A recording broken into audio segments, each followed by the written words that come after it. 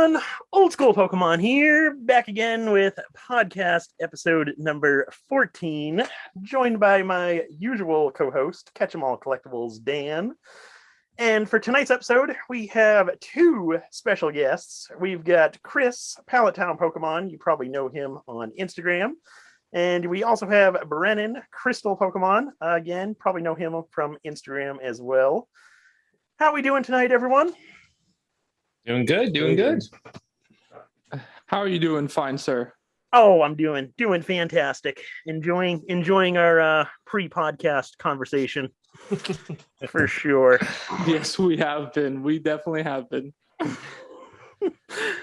So we'll go ahead and hop right into the questions since we have a decent bit of them tonight. As always, if you guys do have a question, feel free to leave them in the comment section below, and we'll answer them for podcast episode number 15. So my first question is from Mitchell E. Asks, what are your thoughts on eBay dropping PWCC? Do you think eBay cared about the supposed shill bidding, or did they just want to cut off PWCC before PWCC stands up their own internal auction site? Is PWCC still the number one consignment recommendation to novice sellers if they are off eBay? So I forget what episode we talked about PWCC. I think it might have been the one with the poor audio quality. But we did talk about this a little bit. I don't think we're ever going to know what actually happened between eBay and PWCC. I don't believe eBay is 100% correct in the statement that they released, but I also don't believe PWCC is 100% correct in the statement that they released. I think there's some kind of combination of the two that is the actual true story, but I don't think we'll ever know the true story. Personally, not to bust out the tinfoil hat too much, I find it hard to believe that eBay cared that much about shill bidding. I do think it was more so that PWCC was going to be releasing an external auction site, and eBay got upset about that. But like I said, we'll never know the truth behind that. So that's just my theory. And then in terms of PWCC still being the number one consignment site off of eBay, I think they're still a very good option. I found it kind of stupid that people were kind of cashing out of PWCC and removing their items from the vault and sending them back to wherever they live. I think people were a little bit too drastic in doing that. I think PWCC's it's going to take a while now that PWCC is off eBay. They do have a massive following, but eBay has a much larger following, so it's going to take a long time for PWCC to kind of build back up their reputation and get all their customers over to PWCC versus people just being right on eBay. I do think they are going to lose a certain amount of business, but I think they're going to be just fine. And I don't know if I'd personally submit into one of their first auctions. I would give it some time, but I think if you are looking to consign cards, I think PWCC is still going to be one of your best options. I don't know. That's all I got for that question. Yeah, for me, I think eBay, there's a lot of things eBay could do if they really cared genuinely about shill bidding. I don't remember where I saw it proposed. It's not my original idea or anything, but eBay could relatively easily, I think, implement, well, one, like when an item sells for best offer, they've done all they can, it seems, to remove transparency in that. There used to be these websites, 130 Point, other various ones that sometimes they're up, sometimes they're down. Seems eBay is really trying to fight their ability to see the final price sold. And if they care about shill bidding and transparency and pricing, that shouldn't be something they fight. That should be something visible right from on their site, in my opinion. And another thing is, when an item sells for $10,000 that maybe everyone thought was worth 5 or 6, eBay could just have some kind of a feature that shows whether it was paid or not, and say it was paid and then a month or two later it got returned or whatever. Have a red X that comes up on it like, hey, it's sold for this, but it either wasn't paid or it was returned down the line. So this was a data point that isn't really valid. You think that they could implement some things like that just to increase transparency and kind of combat shill bidding and the kind of the muddying up it does of price history if they really cared that much. So the fact that they've not done that, the fact that they're not doing that, tells you how much they care. So that's my take on that. As far as consignment, I didn't empty my vault when all that news came out. Luckily, I was in a place where what I have there, like I don't need to sell it really quickly. I think some people really got hung up. They were kind of cashing out for buying a house or having a wedding, medical bills, whatever. Some people really got hurt by the timing of it all, and that's unfortunate. But I think it's still a good option. Like Nick said, maybe the first month or two, just wait and see how things do. I'm going to be there bidding. So if there are a ton of sales, I'm going to be spending a lot of money. I've heard a lot of people say the same thing. So I don't think there's going to be a ton of crazy sales, but we'll find out in the next few weeks. So yeah, I think that's everything I have on that. As far as my thoughts, well, this is kind of like a shameless plug. Like I made a video of it on my IGTV. My thoughts on the whole PWCC eBay thing that went on. And I just thought that it was handled really weird, that it was handled kind of, childish in a way. And what I kind of feel is weird is that PWCC says that they have, they had no idea that this was going on or that they were going to, have this issue with eBay. But for eBay to send out that message to every single person that has like done business with PWCC, I just feel like they had to have known something about it, or they were warned something at one time about it. And then eBay was just like, you know what, this is the final straw. We're sending out this message to everyone. You guys are going to be restricted or banned, whatever it was. And then it's just, I don't believe that they didn't have any sort of warning at all. I just think that I don't think that eBay would go after them personally, because they provide so much business to eBay. Yeah, sure, they were working on their own little website thing and everything like that. But I don't think eBay would go after them personally because of that. And it just seemed weird that PWCC always had buyers' identities out there for you to see. Like you could see who was bidding on an item and everything like that. But in the past few months prior to this happening, they recently changed everything to private bidding. So that seemed kind of weird to me. But I don't know exactly what went on or what happened. And like Nick said, I don't think we're ever going to know what happened.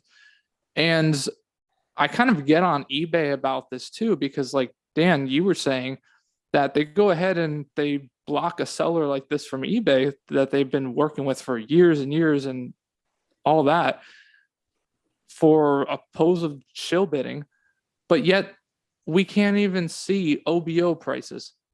What price is sold for of an actual item. How is that not a thing? How do we not?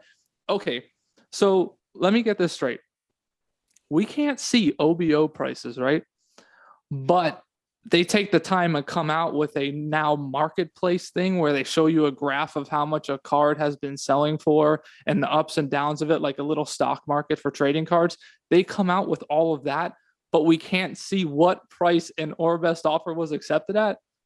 Yeah, that doesn't make any sense. that doesn't make any sense to me. Like, okay, you could have put your time into this or best offer feature and showing us the prices that things actually sold at, but yet no, they block third-party websites from showing us that information, when that is like honestly a huge form of manipulation if you really think about it, because you think a car could sell for $5,000, meanwhile a best offer was accepted at $3,000. And then you also have these things where you have private offers that, say if you're a buyer and you message someone, hey, can you do $3,000 on your $5,000 item? A buyer can send you a private offer through your messages for $3,000, but it would show up when it's sold at $5,000. Mm-hmm. So it's just, there isn't a lot of transparency that goes on with that. And I think that really needs to be fixed for sure, 100%, for us to get an idea of what the actual items sell at. But as far as like consignment and stuff like that goes with PWCC, like Dan, you were saying that it might be shaky at the start, but eventually, you know, it's going to get momentum and you're going to get better prices there and everything like that. So I wouldn't worry about it in the long run. I would just be more focused on what cards it is that, you know, you want to take that risk on that might sell a little bit lower than you really want it to. But yeah, long run, I think you guys are going to be good with the PWCC. And for the eBay long run, I really hope that they figure out this thing where we can see what actual or best offer items sold at. But that's pretty much my take on it. I think that all the takes were good, and I like what you guys all brought out. But one thing that I didn't hear anybody point out was that I think as far as like, will be a better platform, you know, or like will be worse, I think it depends on what side you're on. Are you the buyer or are you the seller? Because I think that if you're a buyer, I think that it's going to be better, because especially now with sales tax that's on eBay, where the majority of people are buying sales tax if they don't run a business, you know, flipping these cards, or they're not sending to the vault, which there are still a good portion of people that I'm sure having to pay sales tax on the cards they're buying on eBay. And now when you move that over to PWCC themselves, they're no longer going to be charged that sales tax. So it's going to be cheaper for them to purchase the card. So they're going to have a better experience. Now, as far as the sellers go, I think that the sellers are going to get hit a little harder in the beginning, because, you know, it's almost like it's a new thing. You know, it's got to work out the kinks. It's going to take some time to get some traction. But I think eventually, maybe it might even take a few years, you know, till it gets as big as it was on eBay. But I think that eventually it'll wind up being a better platform than eBay. But I think it's just going to take those times. It's going to have to go through those growing pains. But I think right now it's a plus for a buyer, and it's a little bit riskier for a seller in the circumstances we're in. Mm-hmm. One thing I did want to say about Chris's point with the private messages and offers to the sellers or to the buyers, whatever. I actually never knew that was a thing until I saw James Z&G's video about that, the prices not being recorded, and that actually happens quite a bit. I have quite a bit of people who send me a message, hey, would you take $10 for this card? And instead of replying back to them saying, yeah, I'll take $10 if you just want to send me a best offer, I just automatically send them an offer. So that happens quite a bit from what I sell on eBay. So definitely something to be aware of. Because like I said, I never knew about that myself. Yeah. Our next question comes from Grande Rod. How do you guys deal with PWE eBay standard envelope? I'm a small seller on eBay, and I noticed that some buyers message me saying they haven't received their card and they know that there's no tracking. Do you just refund the buyer to reduce the risk of negative feedback, or do you ask the customer to wait out a few more days? So I haven't done PWE shipments in years, but back then it was always like a two-stage thing for me. Initial thing would be, hey, you just give it a few more days. And then the second time they came back, I'd always just refund them, because when you've got no tracking, you've got no leg to stand on, they're going to side with the buyer every time. That's why I don't do it anymore. But I think Nick is your expert on this question here. Yeah, so pretty much like what Dan said. The biggest thing that I've noticed now that we have the eBay standard envelope is the tracking information with that mail class. It's not like your typical first class mail or priority mail, where your local mailman or mailwoman has a scanner that they scan the package when they actually drop it off at your house. The standard envelope is all automated, so it's the tracking updates occur when the envelope goes through the sorting machines. So for the most part, your local post office isn't going to have the capability to actually scan those PWE orders. So for example, when I drop my packages off at my local post office, all the priority mail and first class packages get physically scanned at that post office and then go to my next main sorting facility. The PWE orders don't get their initial scan until they reach that first main sorting facility. And the same thing is true when your item on the buyer side, when your item gets delivered. Your first class priority mail packages get that delivery scan upon delivery at your house or your PO box or whatever. The standard envelope, that gets a delivery scan when it reaches the final main sorting facility. And so it causes a lot of confusion with buyers, especially because it's a fairly new service, where a buyer will see, oh, hey, my item's been delivered. Let me go check my mailbox. There's nothing there. So I constantly get messages, hey, my item says it's delivered. I haven't received it yet. What's going on? My typical response to them, which is, it's true. I always say your item has been mailed, standard envelope with tracking. The tracking information within this mail class is spotty, where the delivery notification often occurs 1 to 2 days prior to actual delivery. And then I say, if you haven't received your item within the next 2 days, feel free to reach out and we'll go from there. 99% of the time, the buyer will message me 1 to 2 days later, hey, I actually received the item. Thank you very much. In the rare cases that the buyer never does receive their item, I've never attempted to fight a PWE order just because they're so cheap, and in the relatively speaking, it really doesn't happen that often. The percentage wise of these situations happening really isn't that large. But I always just refund. If the buyer waits 2 days after saying I haven't received it, I usually tell them to wait a couple days, and then if they wait a couple days, they still haven't received it, I just go ahead and refund them.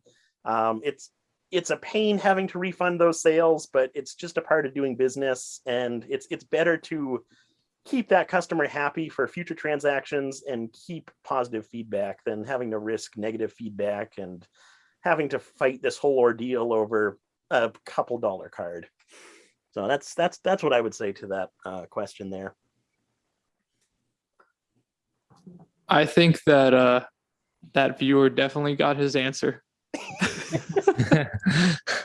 I mean, the only thing I could say is that everything that Nick said, listen to it.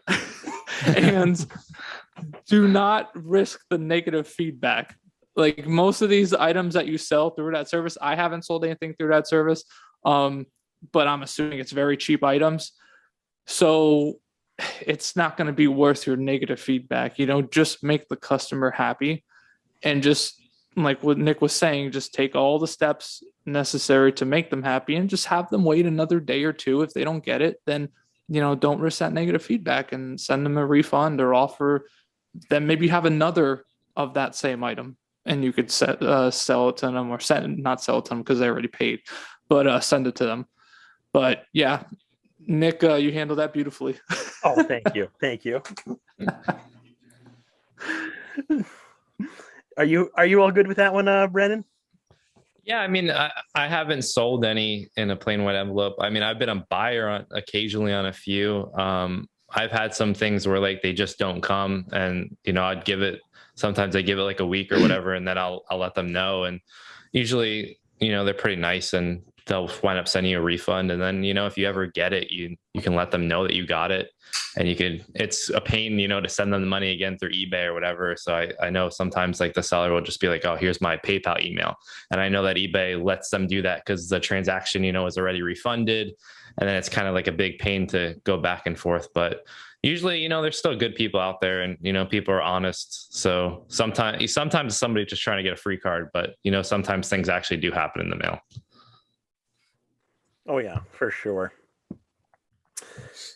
So my next question is from Celebi Collectibles, one of our frequent question askers.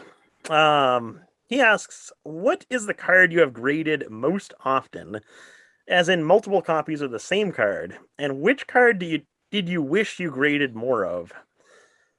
For me, one card that I graded most often, it would have to be either the I can't stand saying this card name because I always pronounce it wrong, but it's got to be the Etni number 34 Black Star promo, or the Ancient Mew.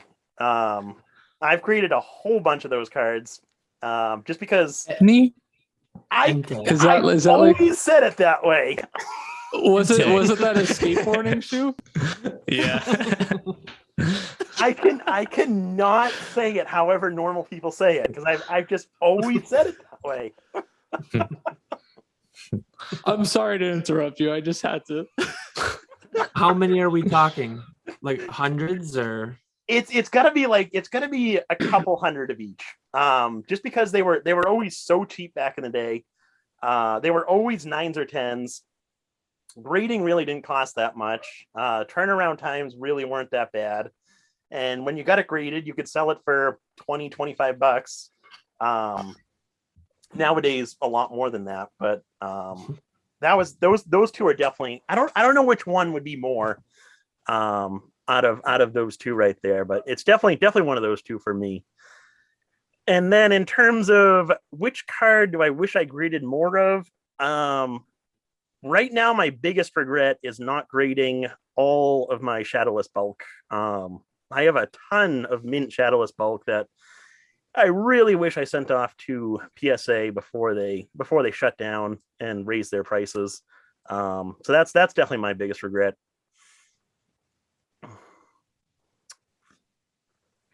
I can chime in. Yeah. You're done, Nick. What was the first question? Was the most card that I've graded? What was the? Yeah. Okay. I've graded a lot of the play promo Mews, the Mew EX play promos. Those had taken off recently in the last year, but I probably graded maybe like 10 of those. The majority of the time they got 10s. I would either buy them raw on the Japanese market or buy them sealed and open them out of the seal. I got a couple 9s, mainly 10s. Never really had any problems with like indents on those ones, so I didn't get any like 6s or 7s, but I did pretty good on that. And then the cards that I wish I graded, I have the Vaporeon play promos. I have a few of those sealed that are just sitting tucked away, and the prices on those have gone up recently quite a bit. And, I don't have any of them graded, so I can't capitalize on that with these PSA turnaround times. And I'm sure I could send it, express, as it's in that price category. But, I just don't have them in hand to sell them at the new higher prices. But those are something that I could have taken advantage of had I already had them graded. But yeah, that's pretty much it for my opinion on that. You want me to go next, Dan? Yeah, sure. Okay. So cards I graded a lot, which I'm sure everyone probably has graded a lot, is Base and Unlimited Charizard. I wish I graded those sooner because when they were $6,000, I had them at PSA. So that was kind of rough, but that didn't last that long either. But they were all stuck at PSA, which I'm sure a lot of people have them stuck at PSA. But I've graded a ton of those. And as far as what I wish I graded or graded sooner, I have like, I don't know, like maybe 13 raw first edition base set Charizards that I never sent off to get graded because I didn't think we would be in this situation where grading prices have just like quadrupled and everything like that. And now it's going to cost me a good chunk of change more to grade all those cards whenever I actually do grade them. So I'm still waiting, but we'll see what happens.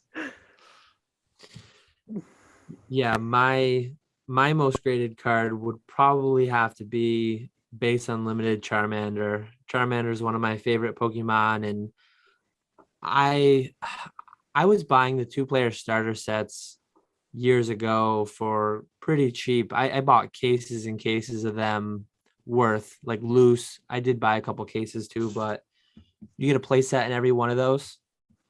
I probably have 50 Charmanders at PSA right now. I probably graded a couple hundred total over the years because I was selling them for $40 on a PSA 10, probably 5 to 7 years ago, maybe $30 to $40 on a PSA 10. At the peak, I was selling them for $600, whatever they peaked at, and I'm still selling them now for a couple $100 or 150, wherever they're at. That's definitely my most. What do I wish I graded more of?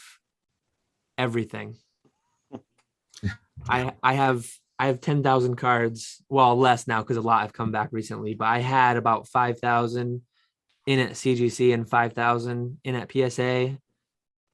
And I wish I had 30,000 between the two. Because clearly if I could have locked in sub $10 card pricing, I'm still selling PSA 9 unlimited base set for higher margins than I would have expected. And so, yeah, I wish I had graded everything.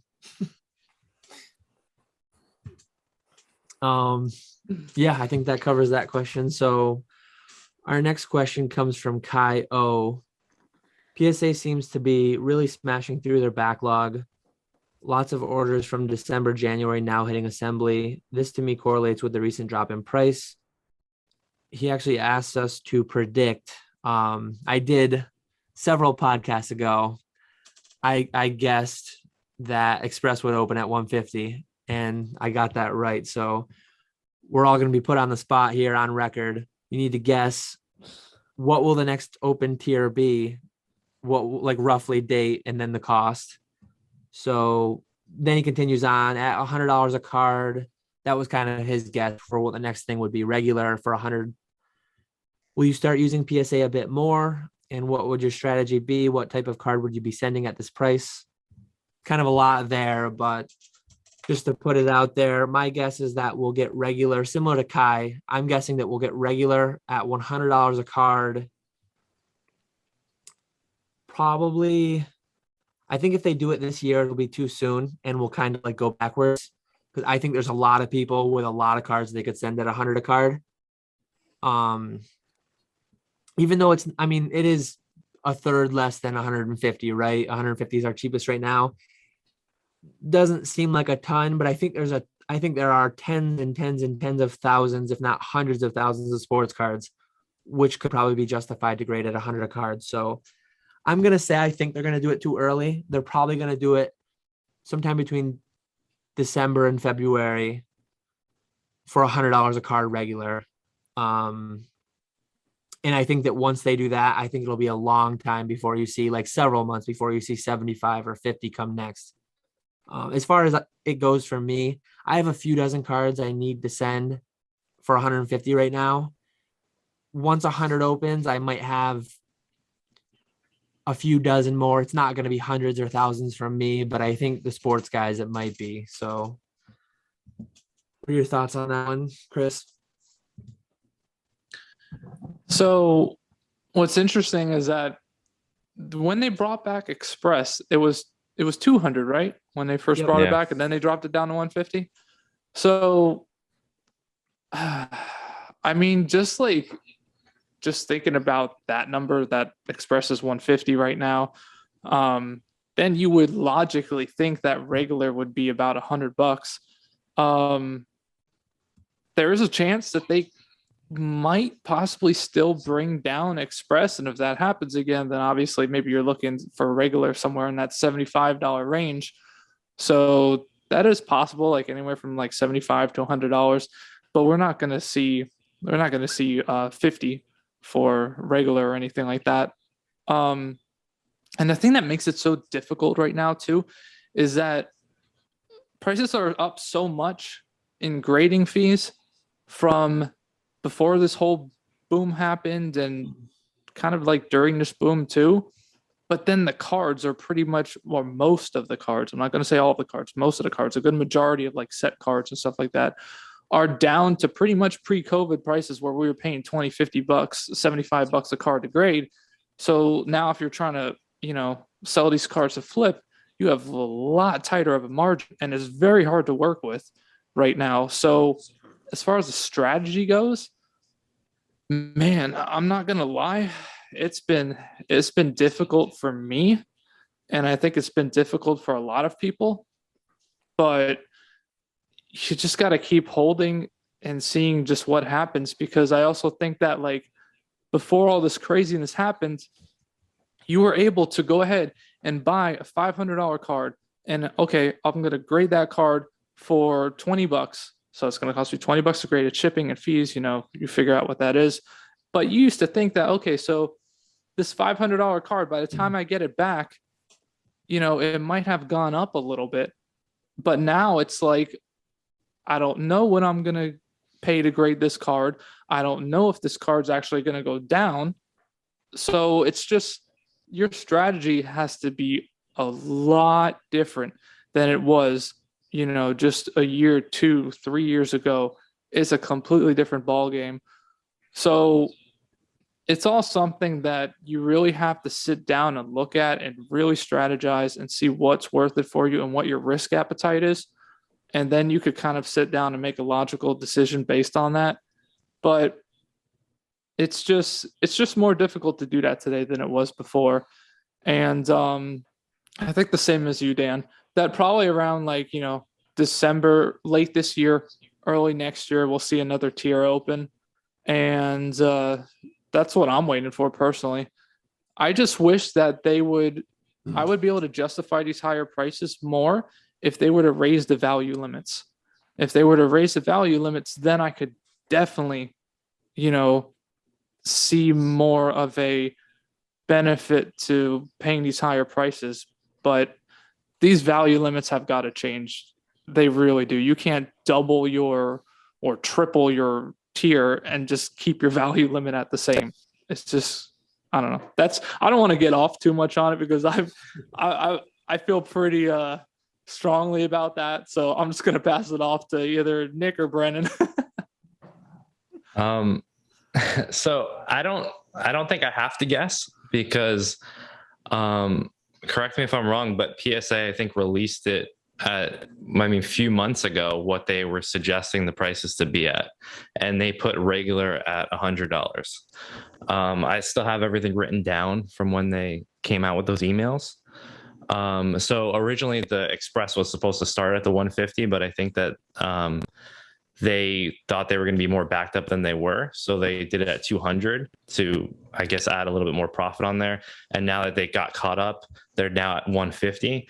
I sent in cards recently to Express, and it only took, I was getting the card back within a week. So I think they're pretty caught up on Express. So if I had to guess, I definitely think it's going to be $100 for regular. And I think they're going to come back pretty soon, though. I think they're going to come back in November. That would be my guess on it, just because Express seems to be so caught up as it is. It's not taking the estimated 2 months. They're turning them around in a week or two.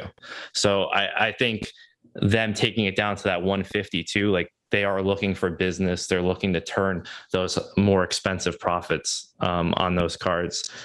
And then what was the other part of the question? Yeah, what's your strategy? What type of card might you be sending at the new tier that you're not sending now? Yeah, I would just do it based on the value structure. So like for regular, it goes up to $1,000. So you're gonna send cards basically from $500 value to like that $1,000 value, and you can usually send a little bit over that, maybe like $1,200-$1,300, and you usually can get away without getting an upcharge. And you should be good on that. But once you start sending like $1,500, $1,700, $1,800 cards, you're going to get that upcharge. So you might as well just send it in the quicker service. It doesn't really make any sense. But I think that's it for that. And I heard from them when they released it that PSA economy was going to be $50 and PSA value was going to be $20. Economy goes up to a $500 card, and they had the same for value. They also had it up to a $500 card. So they had those tiers at the same point. Their turnaround time was supposed to be different, obviously, for that. But it's kind of like a wait and see under that. But I think pretty soon that they will release a $100 tier, and it'll give a little bit more access for a few people. Yeah, so I would say next year, definitely $100 per card. I would say, I'm going to say the beginning of the year, beginning of 2022. Just kind of let them ride the rest of 2021 out, catching up on the backlog, and then beginning of next year is when they'll reopen it. That would be my thought. But I do think they're going to get a lot more cards with that $100 per card tier, just because it sounds a lot better. Like I just submitted 10 cards under the express tier, and having to pay $1,500 just for me anyway, psychologically, having to pay $1,500 sounds like a lot more than having to pay $1,000 for 10 cards. So I think they are going to receive a lot more cards once they do hit that $100 per card mark. Yeah, in terms of what I've been sending in, I just like I said, I just submitted 10 cards under the express tier. It was a no damage Ninetales that I just want to get graded. And then it was some Expedition and Aquapolis, like higher end hollows that I thought had a shot at. Most of them I think are going to get 9s. There's one that I think might get a 10. So it's just stuff like that has good value, where the $150 per card really won't affect what I'm able to sell it for as much, I guess. It's still a fairly large cost for grading, but it won't be as bad when I go to sell the cards. So that's what I would say for that question. And then Dan, with our predictions last time, you actually called the $200. You were spot on. Oh, that's right. Yeah, I called it the 200. Yeah. Before the jump. Yeah. But yeah, that's all I would have for that one. My next question is from Ernesto A. He asks, someone please tell me why I shouldn't just take my life savings and buy all PSA 9 Expedition hollows. I see low pops all over the place, and the hollows are awesome. Wasn't that set low print? Can you share some general info on those sets? What is wrong with my plan? So, first off, I definitely would not recommend taking your life savings to buy those cards. I'm assuming you mean that as a joke somewhat, but I definitely see your point there. But yeah, if you're serious about that, definitely don't recommend doing that. But yeah, in terms of Expedition and e-reader cards in general, they are very low print compared to other WotC sets, especially like back in the beginning, Base, Jungle, Fossil, Team Rocket. Even compared to Neo Series, it's lower print numbers than even Neo Series, which Neo Series is a lower print numbers than the original WotC sets. So it does have very low print numbers. The cards themselves, I'm actually not a huge fan of e-reader. I've never been that big into e-reader. That's just my personal preference. I don't like that big yellow border, but I can definitely see the draw with them. I would just be cautious, I guess, in terms of how heavily you go into any type of product, really. You don't want to strap yourself to the point where you need this investment to work, or if something else in your life comes up you need to kind of fire sale those items in order to pay for whatever bill or whatever you have going on. So I don't know how well I answered the question, but that's what I would say for that one.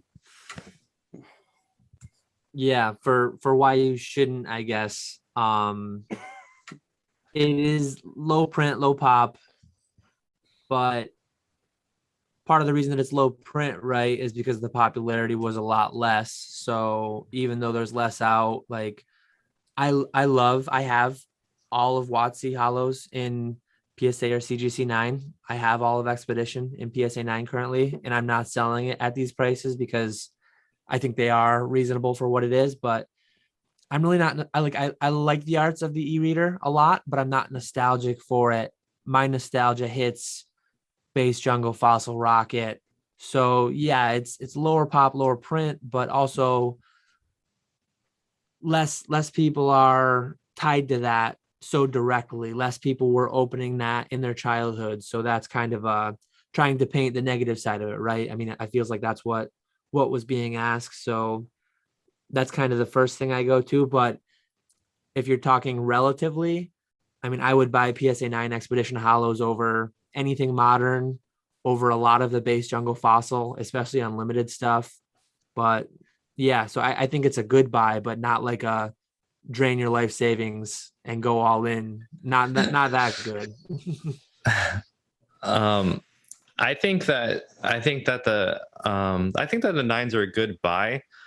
One thing that Dan brought out where he was saying that he's like not nostalgic for it. In my opinion, I am nostalgic for the e-reader series. When I got back into collecting, that's actually what I went for. I went towards the crystal cards. So that's where like crystal Pokemon comes from, because I went and wanted to get the crystal set. I went for like the Aquapolis Lugia was my favorite card at the time. And just the artwork on those sets, the e-reader sets, I really like. I think, in my opinion, the way that they do the backgrounds and the Pokemon, and just it's very dramatic. And I really like the artwork and the way that the colors come together and blend together. I think that's nice look. And I feel like the 10s are just so overvalued, and people are just constantly chasing 10s because they're such low pop that I feel like a lot of the 9s get forgotten about. So I do think that they are a good buy. I mean, I wouldn't recommend spending your life savings on them, but maybe a portion of them. And then I think that overall, though, they're definitely, I wouldn't say that they're a bad buy. They might not be your best buy, but I think that there is some opportunity there. And I really don't think you could go wrong as long as you enjoy them as well. I don't think that they're overvalued. And I think that, at least they're steady is what I would say. And they do have some potential for some growth, but I think that overall it's a good potential there. Ernesto, my friend, my question is, why haven't you already spent your life savings on it? Do it. No, I can't. Nick's gonna kick me off this podcast now because I'm giving terrible advice. No, but I'm just kidding. Don't do it, please. Just don't do it. Don't spend your life savings on anything, unless if your grandmother's like really sick or something like that, and you need to help her. But anyway, no. So 9 Expedition Hollows, I think they are definitely a good buy. Personally, I have some, not only 9s, but 8s, and I might have a 7. But like of the Expedition Charizard, that hollow, that I don't sell it because I just don't feel like, what are they at? Like 9s, I think are like at that's an $800 range. Okay. It is a goofy looking Charizard. It's a goofy looking Charizard, right? But it's got some nice colors, and you have to admit that. I do like the colors on that card. But they're like 800 or something like that for a 9, or maybe even 900. But I had sold one at like 1,300 at one time. And I remember them going down to 1,200. And I have a couple right now, and I'm just holding them because I don't feel like that they should be the price that they are right now. I think they should be worth a little bit more, in that low $1,000 range, maybe even up to 1,500, somewhere around there. For the reasons you said, low pop, things like that. But Dan brought out a good point too, is that their low population and everything like that, and the set wasn't printed that much because there wasn't that much demand for it. So you're going to have, less people that are nostalgic about it. So it's like a double-edged sword. It really is, because you got that low pop, but then you have those people that aren't really drawn to it that much because of the big yellow border too, or maybe, they don't like the artwork as much, but the artwork is really good though on some of the e-readers. Most of them actually, besides like Expedition, I'm not that crazy about. So it's just a double-edged sword right there. Ultimately, if you really like it, go after it. But like we said, don't spend your life savings or anything like that for it. Collect it slowly maybe and just see what happens. It's not a rush. It's not a race, and see what happens over time. And yeah, that's kind of my thoughts on it. So our next question came from William J. What's the deal with the new cases? Will they be starting to implement them more, or were these cards just a few trial run slabs? I'm not sure if you two saw, but Swami, Nick, and I talked about it on the last podcast, and we actually pulled up some images that circulated Facebook and Instagram. And to me, I personally don't like the inner sleeve. I honestly think out of the big three, CGC, BGS, and PSA, I like CGC's slabs the best. I know that's probably a unpopular take, but the clarity, I want to see the card, right? I'm collecting the card, not the plastic. The inner sleeve just puts another layer of obscurity. Maybe if they have this super nice sleeve that's not going to wrinkle after a couple of years, like a lot of their labels do, and maybe they can do it nicely and properly, but that Pidgeot that we saw that was cockeyed and nothing about those scans that circulated were pleasing. So I hope that's not what we're getting. I haven't really seen more pop up. It was kind of like a one and done thing that I've seen so far. But if I start getting back returns in them, it kind of is what it is. I think the market PSA will still likely be king. So I'll probably still use them and all that, but I'm transitioning a lot of my personal collection to CGC regardless. So yeah, I think that's everything for me on it. Actually, do you want to go, Nick? You can go ahead. You're fine. Okay. That's strike two for me. But funny thing you say that is because I actually received a return back. And it's a Yu-Gi-Oh return. And I have an inner sleeve on my Yu-Gi-Oh card. And it's very, like, you guys are not even going to be able to see it. I mean, yeah, there's no way you're going to be able to see it. I mean, I don't know why I'm bothering trying to show you. But it's so unnoticeable, at least on the Yu-Gi-Oh card, that I didn't even notice it until I was like, it was only like a 12 card submission or something like that. By the time I was on like my 10th card is when I actually noticed it. And you actually have to really look at it to be able to see it.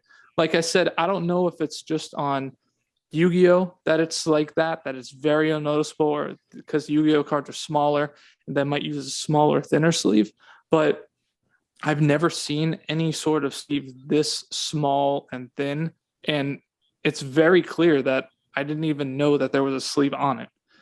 So that's actually something that Chris, question for you. On the Yu-Gi-Oh card, is it frosted before the PSA label? Because I think on the examples you guys were showing, it wasn't frosted, right? It was see-through. It was completely clear, I believe, before the label. This is frosted. Yeah, so I don't know if you guys could see. So I don't know if they changed it. I think that's the normal case. Yeah, I don't know if that's a new case. Showing looked. It didn't have that. It had like a clear border instead of that frosted border. Oh, almost. Yeah. Have Yu-Gi-Oh always been inner sleeve because they're smaller? They have been. I've had inner sleeves with Yu-Gi-Oh before a long time ago, but they were like really like just terrible looking, and you would notice that like it's like you put on a plastic bag and on your card or whatever. But this one I just noticed, and it looks really good. And I hope that's going to be the case with Pokemon too. But like you guys are saying, like maybe this is something that they've been doing for a little while in Yu-Gi-Oh, and maybe I just sound like a complete idiot right now. But it's been so long since I've gotten back a Yu-Gi-Oh card, so that's why I just felt like bringing it up. But didn't they have I don't inner know. sleeves? Didn't they have inner sleeves on some Pokemon cards? Like some older Pokemon cards, I've seen them. Like some really old certs have inner sleeves.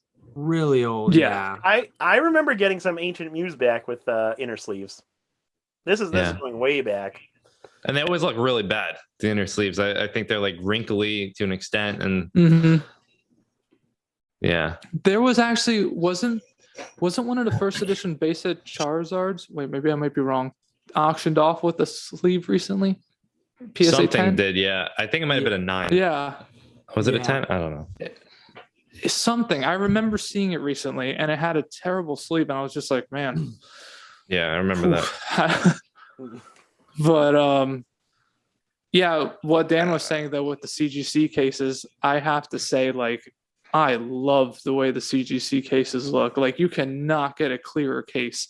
I honestly hope that for the future of CGC, that CGC becomes a real force to reckon with right beside PSA. Like, I hope that they battle it out, because I would love to see CGC, come up more as a company for cards. They are in comic books, but for cards, as being one of the competitors to PSA, because their cases are beautiful. But I could tell you though, if I think a card is a PSA 10, I'm not sending it to CGC, because I don't want that 9.5 or or you'll be 8.5, lucky. I don't know.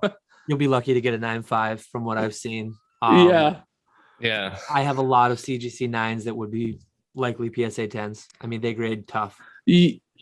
Yeah, that's that. I would never send something that I think can get a 10, or possibly even a PSA 9 that I think could be a PSA 9. I would probably just send it to PSA, honestly.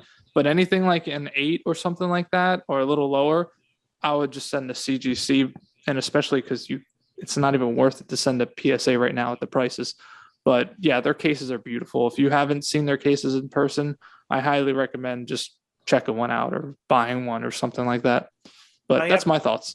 I have some available on my eBay store if you want to purchase some. That's a plug right there. Oh, look, Dan's beating you now. I upgraded. He's got it in hand. I upgraded my personal PSA 9 Blaine's Charizard to a superior CGC 9. So, I have a couple thoughts about this. I have a couple thoughts about this. I feel like it could go so many ways, and I kind of feel like it should be an option. I understand like it would be a lot harder to sell like this, but like if it's like your personal card, I feel like it should be an option where like you get to select like I want the card sleeved in the case, or I don't want it sleeved in the case, because there are some situations where a lot of like Japanese cards slide around a lot in the case, and it's almost more likely that it's going to slide than it's not going to slide. And we've had like different videos around where like people are like, oh, does it really damage the card? Does it not damage the card? And Pat Flynn did a video that was really good. And, he showed that under like excruciating circumstances, that it can damage the card. But I've definitely had cards in that it looks like 100% it was done by the case. And there's certain like dings that line up with where the, little plastic prongs are on the case. And it just seems like the card slides around so much. It just seems like that's definitely a possibility. And for those circumstances, remember that Vaporeon, the play promo Vaporeon? Yeah. I remember that. Yeah, we had a Vaporeon play promo that was really bad. Like it was terrible. We sold it for a discount because of it. It took like a couple $100 off, but it was like a 7 and a 10 case because it rattled around. It must have rattled around way too much or something at some point. And it was almost like it had like 2 lifts on both sides where the prongs hit. And for that reason alone, like I think the BGS cases are kind of cool because like you could put it into the sleeve and they don't move at all in the BGS case. And you kind of have like a harder, more quality case, and then you get the subgrades. But then at the same time, like you have a chunkier case and it's harder to see the card. The sleeves aren't as clear. The inner sleeves aren't as clear, and they almost have like a matte finish. So it's difficult to like get that shine of the card. So there's a bunch of like toss-ups. And then, you can put it in a CGC case where you get the maximum clarity. But from my experience in a CGC case, I like CGC, but I did crack out a CGC case. And I don't know if this was before or after they fixed their problem where they said it was too easy to crack out, but it was definitely the easiest case I've ever cracked. I cracked BGS and PSA cards, and the CGC one just fell apart. The prongs just completely separated, and it was just super easy to get the card out, where I've had the hardest time cracking out a BGS, and, PSA probably second most. But I think overall, like, if it looks how it does in those examples that you guys showed the last podcast, that would be pretty terrible. I think they need to make some adjustments to that.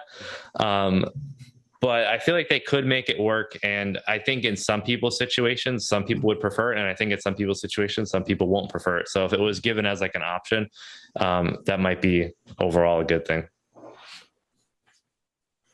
Yeah, I would say they definitely need to do something about a redesign for it. I don't know why they didn't use like a perfect fit sleeve. It seemed like they just used a regular penny sleeve. And then they added a ton of room on all sides of the case as well. Really don't understand why they did that. And I'd actually completely forgotten about that whole conversation we had. And I just submitted a few cards into PSA for the Express tier, and I was talking to Dan earlier today when I had submitted those cards, and we somehow got to talking about the inner sleeve with PSA, and that had not even crossed my mind. But now that I've submitted those cards, I'm kind of worried they're all going to come back with that stupid inner sleeve. I really hope they don't. And Celebi Collectibles, I'm sorry if they do. Because I submitted some cards for him too. But just to give my thoughts on CGC, I absolutely love CGC. I think they are definitely going to be a contender with PSA. And Chris, you're back in the Cool Kid Club. Brennan, you're kicked out of the Cool Kid Club for liking BGS. But hey, I'm just saying, everyone, they all have their own props. They all have their own good things. I like BGS too, but I mean, I like CGC too, but I think they all have their pros and cons. Oh yeah. Yeah. No, definitely. Yeah, but I think PSA is always going to be number one. I think CGC is going to eventually beat out BGS in terms of market share, possibly pricing come couple years down the line. We'll have to see on that one, but definitely in terms of market share, CGC will beat out BGS relatively soon. Just you guys like this? Oh, sorry. Just in terms of like the number of cards graded through BGS versus CGC. Do you guys like the subgrades on the like CGC or BGS? Do you prefer that, or do you just prefer the solid grade? I do like the subgrades with CGC. I actually just bought a Japanese WotC collection. I just recorded a video before we started talking. Half the cards had subgrades, half the cards didn't have subgrades, and the ones without subgrades, the label doesn't look as bad as I thought it would. I thought it would look absolutely hideous, but it doesn't look as bad as I thought it would. I still definitely prefer subgrades over no subgrades though. But that's all I've got there. Yeah, I like the subgrades. I like to just know where it got docked. But I think psychologically, people just want PSA 10. It's just round, 10 out of 10. It's perfect, even though most people know PSA 10s aren't perfect. But psychologically, it's just this big thing. I actually want a PSA 8.5. Yeah. The worst grade in existence. Said no one ever.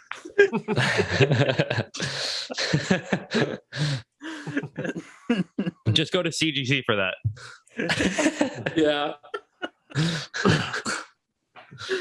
Oh man. So that was your question. Yeah. So my next question is from Zach's Hockey Box. Do you think it's worth sending in cards? The card I'm looking at is Special Delivery BDIF for $150 price. Sold PSA 10 is now $1,400 and PSA 9 is $305. Since I only spent the $25 to get the card, I'd still be betting money. I'd still be betting money at that point. Granted, that's only if tons of people aren't doing the same and flood the market. I would take a good look at the card, and depending upon how good you are at pre-grading yourself, I would be willing to take that gamble. Especially I don't know, I haven't been following pricing on that card, but if PSA 10s are even $1,000, you said 1,400 here, so $1,000 to $1,400, and PSA 9s are $300. We'll say you said 305, but $300. I would definitely take that gamble. If you think it has a shot at a PSA 10, send it in for $150. If it gets the 10, I would probably immediately sell it. Just because I think that card is going to follow the same path as the Special Delivery Pikachu, where it starts off really high and then comes back down. I think right now we're basically at the peak of that card. I think it's just going to go down from here. But yeah, that's what I would do. I don't know if do you have anything on that one, Brendan? I would say send that bad boy Super Express because you need to get that thing out of your hands. I think that as far as any predict the future questions go in Pokemon, I think that that's one of the most predictable things, that those things should not be that high. They were given out for free. Everybody that has one has no cost in it. And I think that if you can get $1,000 for something you just got for free, or better yet, $1,400 in a 10, like 100% sell that and get that out of your hands. If you like the card and you're okay with it being a 9, then literally just keep it and wait for it to be cheaper to grade. And that's it. That's what I would say if you want to try regrading it at a 10 and you just want it for your personal collection. I'll chime in then. So yeah, I completely agree with what Brennan said right there, that if no one has money invested into these cards, so like, anyone that sells it is not really going to lose money. They're not going to lose money if they're selling it because they didn't pay anything for it, basically. So that's already a risk right there. And yeah, these can easily flood the market.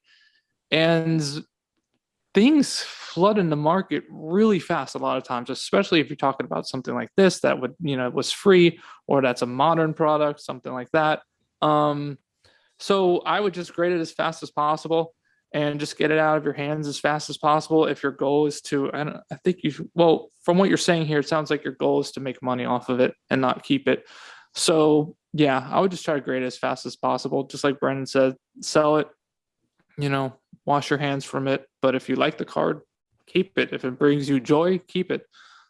So up to you, whatever you want to do. Yeah, echoing what everyone said pretty much. Just to add, I wouldn't wait on regular if your sole goal is profit, because as Brennan mentioned earlier, the value tier cap is likely to be $1,000 on regular when it opens. So you might think you're going to save $50 on the grading fee. Well, you might get hit with the upcharge anyways, and you might get it back slower. If you're not getting hit with the upcharge, that means the price might have fallen from $1,400 down to wherever. So if the incentive is solely profit, if it had better than like an 80% chance, 70 or 80% chance to get the 10, I would grade it for $150 and sell it. If it looked like better than a 50% chance it's just going to be a 9, I'd sell it raw. I think raw they're selling for $250, $300. So there's no sense paying $150 to grade it to sell it for $300 when you could just sell it for $300 raw to somebody who wants to shoot for the 10. And then the easy answer, if it's your card that you're going to own forever, I have one. I bought the code off someone for like $75. I didn't get a code myself, but doesn't look like a 10. I might grade it someday, but it's in my buy, like it's filling the slot in my collection now. I'm not going to grade it at current prices because if it was a 10 contender, I'd probably have graded it and flipped it. But yeah, so if it's for you, just keep it now. I wouldn't grade anything with PSA right now that I intended to keep forever because it is the most expensive it has ever been to grade. And I think prices can only go down from here, will go down from here. So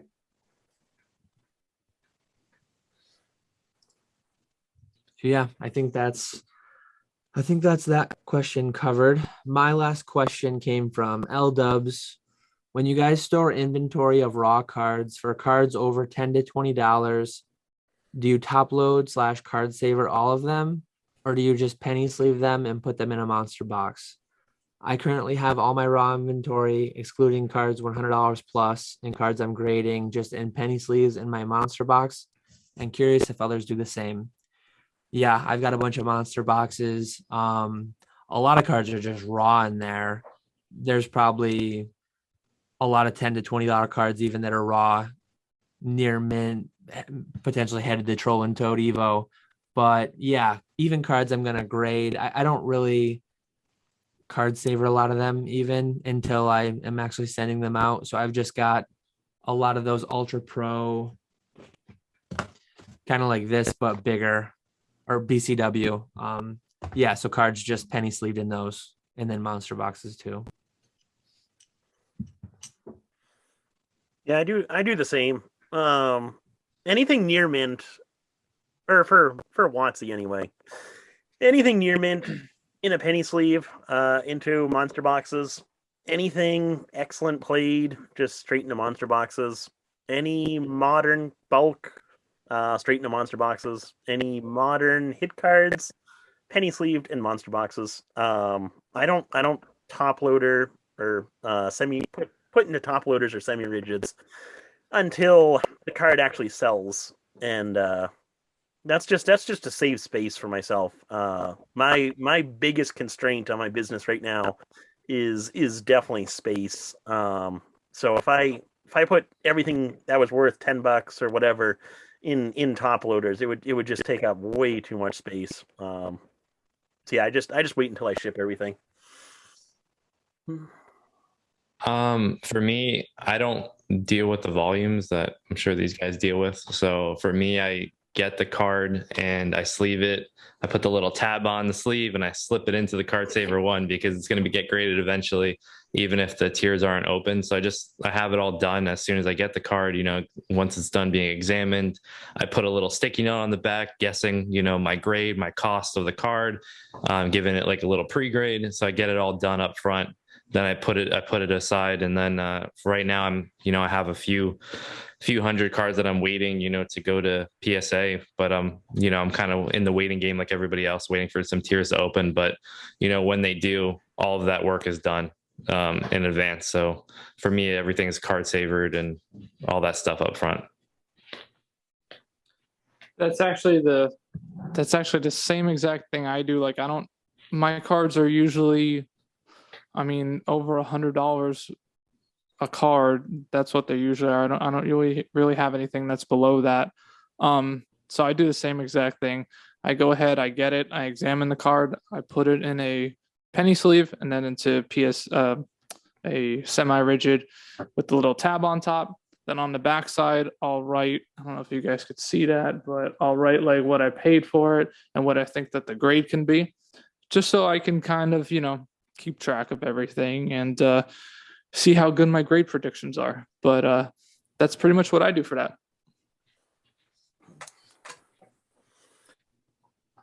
Awesome. So that was your question. Mm-hmm. My next question is from Mike Z. He asks, what Facebook groups would you recommend for buying Pokemon cards?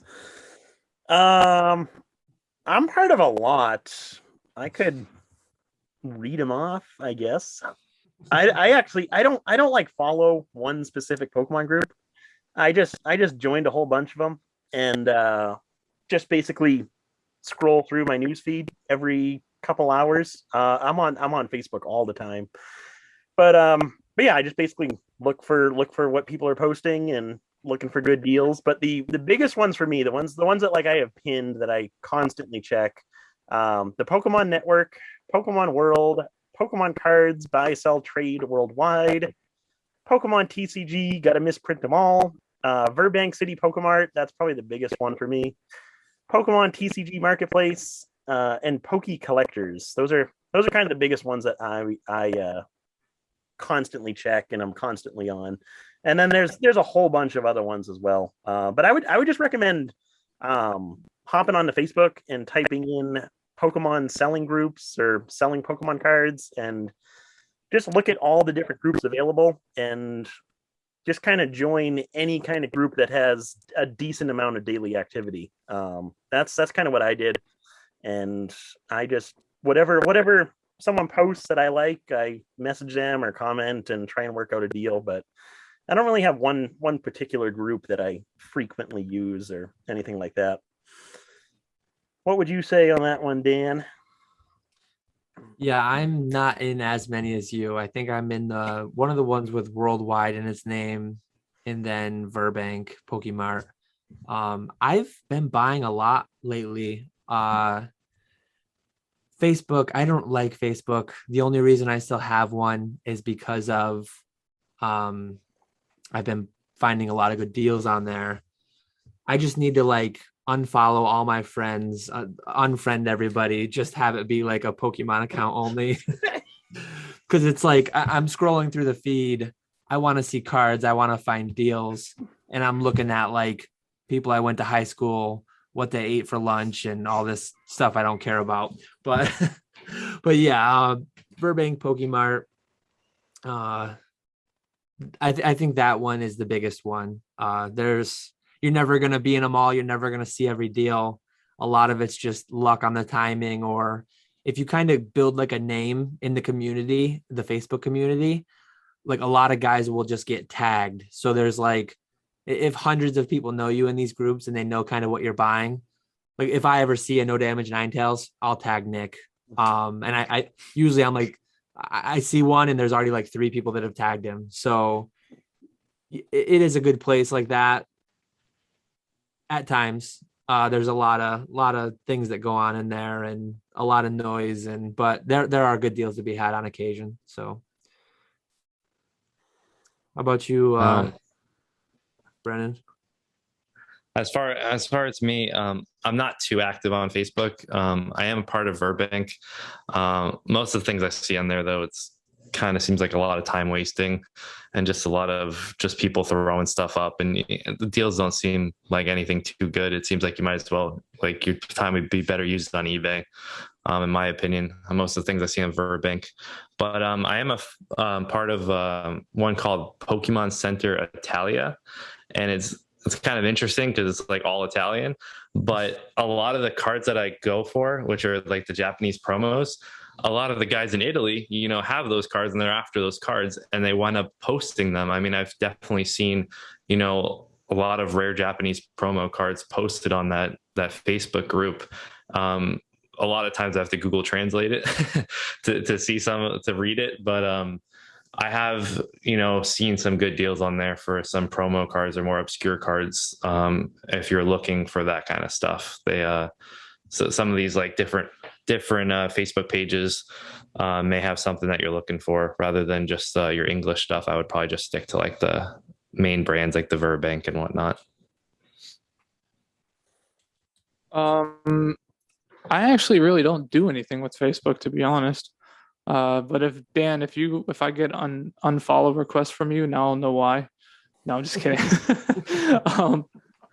But no, I'm not even on Facebook for that. But like from what you guys are saying, I actually might start going on and checking out some of the Mr. Popular over here, Nick, all of the pages that he's on, and try to see what's going on there. But to me, like, isn't it like, I feel like on Facebook, like it's all selling groups of people that like know about these cards and everything like that, right? And wouldn't it be harder to find deals on Facebook because you got those sellers that know about these prices and stuff and want to get the most value? Like, what do you guys find?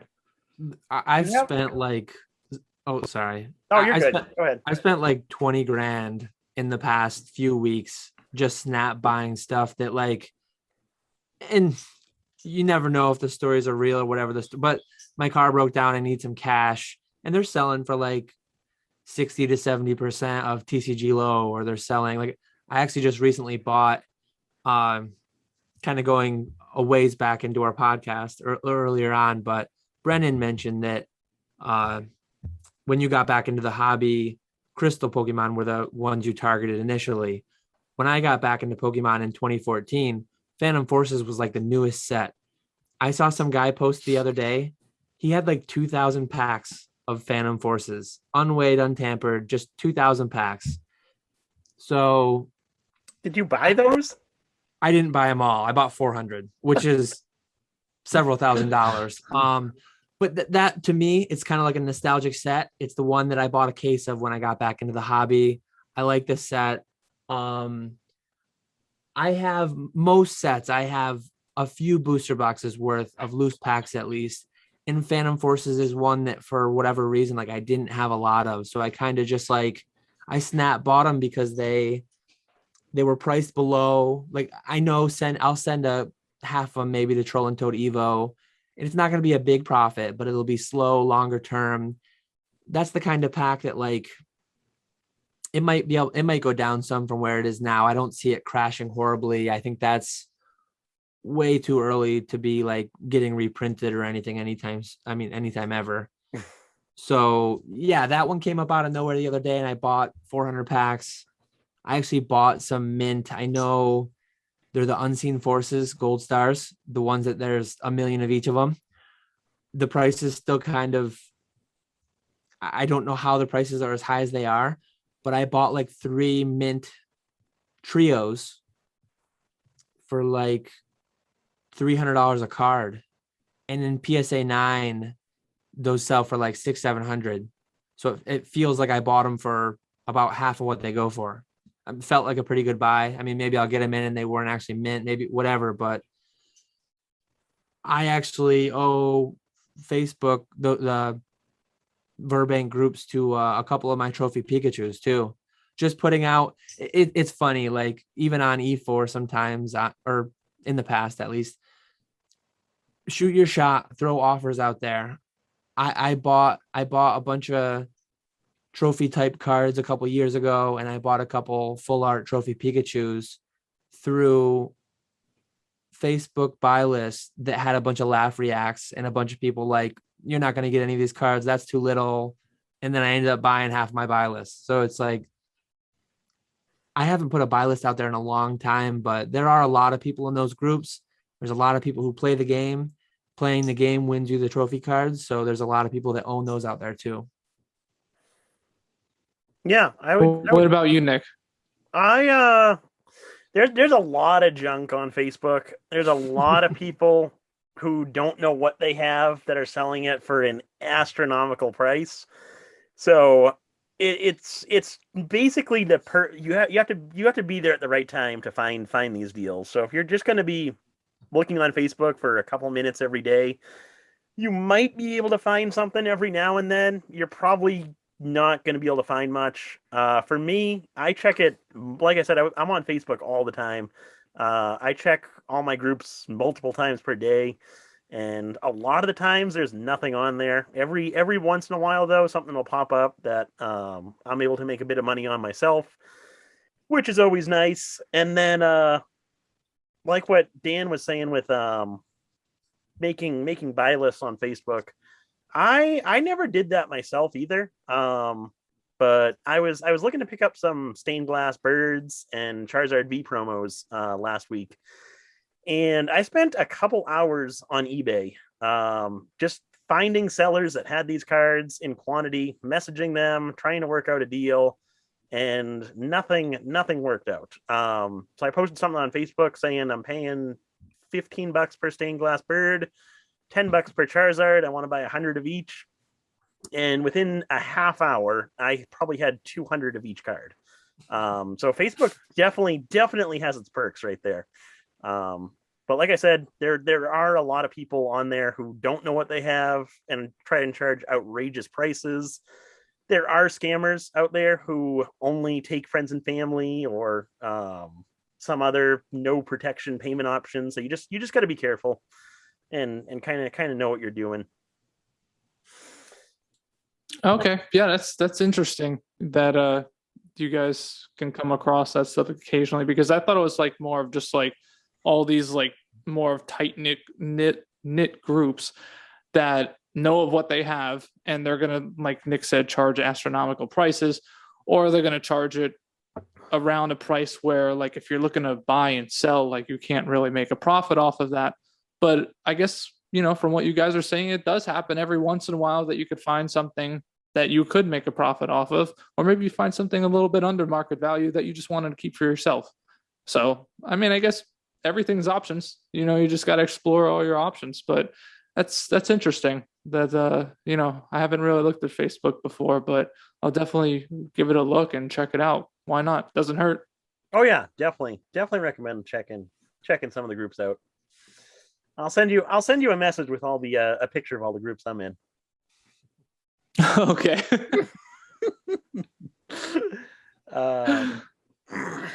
So our last question for tonight is from Maybucks, asking, when you calculate how much your collection is worth, how many times have you thought about cashing out? I actually commented. I don't know what I was thinking. Normally I just leave a heart, but I actually commented my response to your question, and I had a back and forth with someone within that comment. But anyway, I actually think about that, not a lot, but every once in a while, how basically selling everything in my collection would net a nice little payday.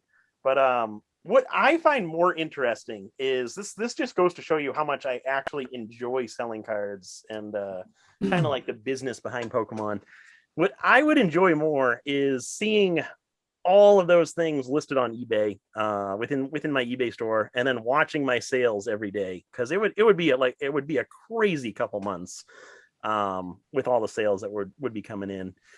But realistically, would I ever do that? I don't think I would, just because I have thinned out my collection a little bit since I went full time, and now that I have thinned it out a little bit, a lot of the stuff that I have within my collection right now is stuff that I really, really do enjoy, and it would be really tough for me to buy it back with today's prices. I'd either have to go with a lower grade, or with my booster pack collection. That's another thing that I really enjoy collecting.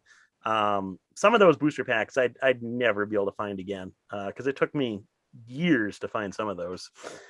But yeah, so that's kind of my thoughts on that. It is something cool to think about, and thinking about what you would do with all the money and sell that whole selling process. It is pretty cool to think about, though. What would you guys say to that one? I think everyone has thought about it a couple of times, and I remember, when this whole boom happened at the end of last year, I remember looking up on like a spreadsheet and like trying to value my collection and stuff like that. And oh man, that time it was really, really tempting. But it's also like, it's so hard because you love this stuff so much. Like, it's not just a means of making money. It's a part of who you are, honestly. And none of us would still be doing this if we just cared about the money. Like, we would not still be around after all these years being involved in Pokemon. No, it's like, it's a part of us, and you meet amazing friends along the way, just like we have here right now. It's just, yeah, you would get, like Nick said, like, we would get a really nice payday and everything if we just sold, especially at the end of last year. But when you look at the end of last year and you compare your prices now, what your whole collection is worth right now, it's definitely not enticing for me to sell right now. I could tell you that. But yeah, I would never go ahead and sell everything all at once, or sell out some of the items that I have. Like, I have a PSA 10 Shadowless Charizard, and I graded that card myself, and that card is just so special to me. And I barely paid anything for the card raw. And yeah, you could sell it. I don't know what they're going for right now. I mean, I've heard stories of like anywhere from $70,000 to $100,000 on that card, but I just couldn't bring myself to sell it unless if it was like such an emergency or something like that. Because I think all of us can say the same thing, that we all have these special cards that hold these stories to us, that it would just be so hard to let go unless if you're in a dire circumstance or something like that. But yeah, I mean, it's something that everyone thinks about, but I don't think anyone ever actually sells like every single thing in their collection at one time, because it's just too heartbreaking. But that's just kind of my feeling on it. So I'll just pass it off to Dan right now. Yeah, as Chris said, I mean, I've thought about it. It's hard when the numbers get so big. It's hard to not think about it. Years ago, I never really maintained spreadsheets, and even I do on a monthly basis. I update my spreadsheet with some of the bigger items, but I just have such a large amount of inventory. Not everything's captured. But last year during the real mania, I looked at not my entire collection, but I looked at certain things. I sold off my PSA 9 Shadowless Hollow set. I sold off all my Evolutions cases. I sold off my PSA 9 Base Unlimited Hollows. And I paid off my house because I looked at it and I'm like, if I cash out this small percentage of what I have in my collection, or the Evo cases weren't really collection, those were inventory, but I can cash out this small portion and be debt free forever. I'll probably never be in debt again for any reason. And that was too enticing to pass up. And if someday some portion of my collection allows me to really take a next step towards like financial independence or more freedom, and I mean, certain parts of it might not be too far off from that, I'd really have to consider it again. I mean, right now, I there's certain things that I don't have listed because I'm almost worried that I'd get a really good offer and think about selling it. But yeah, it's tough. The cards bring a lot of joy, but over the years there have been things that I've sold off, and to me a large part of it is like the chase and like the people you meet along the way that you do business with, buying and selling from. And like I completed a complete art set, all loose booster packs years ago, and then it kind of was like, this is worth quite a bit of money. I can turn it into more Pokemon to flip and collect and do business with, and so I moved on from it. Earlier this year I moved on from my ETB collection because it just got so bulky. I wasn't displaying it. I loved it. It was fun putting it together. And I think my next several years and hopefully decades in the hobby, I will assemble and amass really great things. And then certain ones I'll move on from, hopefully kind of climbing the ladder as I go. And I'll never sell everything though. Definitely not all at once. It's just so much fun to be a part of the hobby and transacting, and it'll always just be whatever goes out, almost always more is coming in to replace it with the proceeds. So aside from last year was like the only time I've ever really done a big large cash out chunk to pay off the house. And yeah, kind of a long rambly answer. What have you got, Brennan? I think similarly to what everybody said, that everybody's thought about it. One thing that Nick brought out was that like he'd rather see everything, on his eBay store and like kind of like slowly sell, and like he gets like satisfaction from that. And I think that a lot of us would probably be in that similar situation. Like it seems like, oh, if you could just sell it all at once and just have this money, like it would be like so good. But like it feels like that would be good, but in reality, I feel like in a couple of days you'd be regretting it, or you'd be like looking for something else, something to fill that void. Where like for a lot of us, we are transacting in these cards, but we like these cards, and it's not just about the monetary gain. A lot of it's just, we are very nostalgic. We have certain cards in our collections that we don't want to sell and that we'd rather keep, even if they are worth a lot of money, like Chris brought out. But a lot of that goes hand in hand, where sometimes, like Dan brought out, there's going to be different situations in your life where, maybe it will better your life. But for most of us that are in our 20s and 30s, we're at that point in our life where it's good to be working. It's good to constantly, have something to sell and kind of, get up that ladder rather than, sprint the whole mountain to the top, at this stage in our life. So there could be a certain point in our generation in our life where it becomes a point where, you're 50, 60 years old, and you want to retire. And at that point, it might make more sense to sell out your collection, and, stability and family and all that stuff's going to mean more to you at that point than, a Pokemon card would. Where at this point, I feel like many people, have these as, jobs or side hustles or other things like that. And their collection still means something to them. So, selling piece by piece or getting something to like buy and sell and flip, makes more sense in that model and their stage of life. So I think that there's a couple, scenarios that can be said and done about that. But I really think it just depends where you are in life, whether it's a good decision or not. But I think regardless, everybody's thought about it, and we are emotionally attached to these items to some extent. So it really just depends, it's a balancing game, what you're going to be trading off for that. Yeah. And like when I was selling off my ETB collection just earlier this year, thankfully those were one item that like didn't tank so much. They're actually, I mean, I was selling a lot of those at all-time highs still.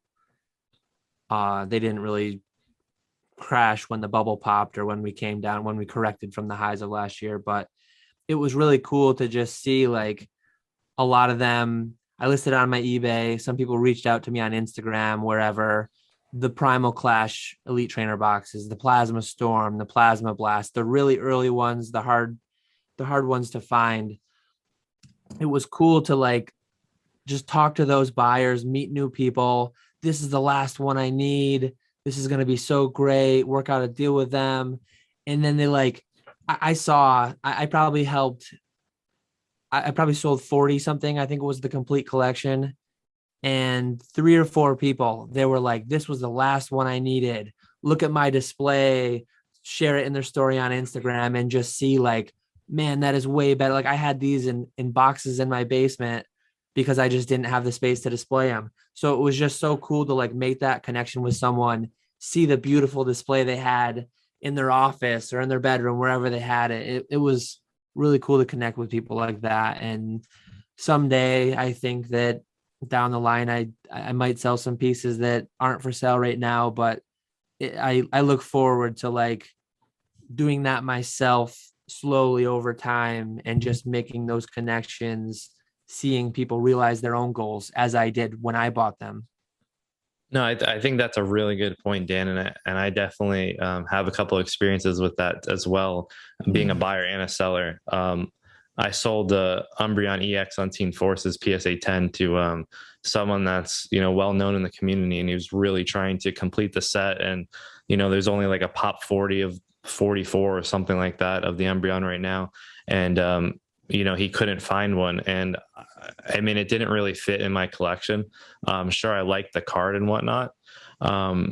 But, it was one of those cards where I bought and I just graded it like any other card. And it wasn't like, well, any of my grail pieces or, anything that special to me. And I didn't need to sell the card. I wasn't at a point where I needed to fund something or I needed the money. And we wound up working out the deal. It was for a few $1,000s. It was definitely an expensive card, but that satisfaction of them being able to complete that goal, something that they've been striving for, was a good feeling to be part of. And I've also been on the receiving end where, I'm really into the play promos, and I got the Espeon play promo and the Umbreon play promo. I did that with like the help of people that knew that I was going after the sets, and people even, gave me a discounted price because they knew that I would appreciate the card. And people would say like, oh, it couldn't have gone to a better owner, somebody that would truly appreciates the card and, will show it off and it'll go into a good collection. They know that, it's not, there's something to be said when you sell to somebody that is just not looking to flip the card next week. When it's going into a collection, something that they've been working for and a goal, you feel good giving them a little bit of a discount or something off, or even if you didn't get the highest price, you still feel satisfied that it went into that person's goal and collection, and you contributed towards that. Mm-hmm. Yeah, you just think about it too. Like, if you sell all your collection, and you might be missing out on opportunities to make great friendships too in the future. Because we're all here, yeah, because we love Pokemon and because we've become friends. And even anyone that's watching right now, like, you all have that same passion that we have right now. And I'm sure anyone that's watching will meet you eventually too. It's like, we'll go to conventions, we'll do something, we'll do interviews together, whatever it may be. And you can meet that person, whoever it is, all around the world that has that common interest that you have. And even though you've never talked to them before, or you've never met them in person, whatever it may be, you feel like you've already known them for so long and you could talk to them for hours and hours. Like, before we were recording this video, it's what time is it right now? It's almost 2:00 in the morning. And we've been talking. Yeah. And we've been talking since 9 p.m. So just like that wouldn't happen. Like, if we didn't have all these common interests and everything like that. And, had all these stories to tell about, the hobby that we love. And it brings you so much joy than just having a card in your hand and just looking at it. It's like you get so much more than that. You get interactions with fellow friends, fellow hobbyists, enthusiasts, and it's just something that you might lose if you sell your collection all at once or whatever. And you might lose those special stories that Brennan and Dan were saying, where you sell off a piece to someone maybe that really values it and they show you it in their collection, and it's just a beautiful display that they have, and you feel like you made their whole year.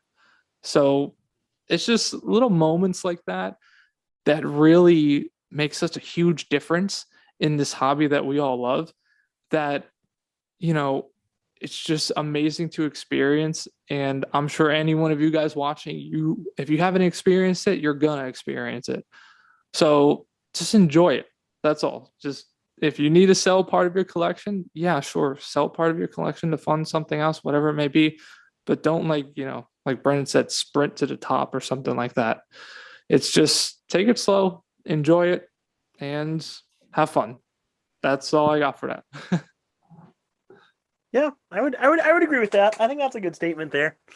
I liked how you talked about how even though we don't know each other within the Pokemon community, the hobby, we have that common interest, and it's so easy to talk to people. I was really surprised when I went to my first in-person event, which I guess was Worlds, but I was more so thinking of Collecticon. But I was really surprised at how easy it was to talk to people who came up to the table. I didn't know these people whatsoever. They might have known me from YouTube. They might not have known me, but just having that common interest made it so easy to talk to them. I could have talked to everyone that came up to the table for hours on end, just because there's so much to talk about. You never run out of things to talk about within the hobby. And if you go to Nick's table, he will give you this really cool sticker of his logo. Dan has it, right? There we go. Old school Pokemon right there. I think everyone should have a sticker, and then we could all like collect stickers of all the different friends of the hobby and like make one really cool wall in our room or something like that. Say, oh, we visited them, we talked to them in person. So side note, everyone, you gotta get a sticker. Stickers to the moon. Yeah. Yeah.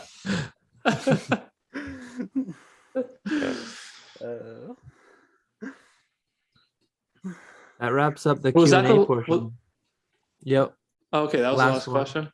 That was the last Yeah. question. Last question we had tonight. Some I good don't know if ones, you guys- as always. You guys had anything else you wanted to bring up? I actually, as we kind of mentioned, like you guys had met at a con before. I hadn't met either of you, Chris or Brennan. You got an interesting thing going on there with your Instagram, Chris. Kind of buying and selling through Instagram wasn't something I had done much. Admittedly, I did only follow you a couple weeks ago. When Nick talked about having you on, but since following you, I found a lot of use in your page, and I saw like a wanted to buy thing. Someone was looking to buy graded coins, and I recently got a batch back, so I made some sales through there. I think I bought, what did I buy? I bought too much recently, so I can't remember what came from there. But I've reached out on a couple like want to sell threads, and it's just a really interesting thing to me. Like, I don't know if you want to kind of just do a little bit of self promotion, advertise, talk a little bit about what you do on there, and pretty interesting to me, new to me as of recently. Yeah.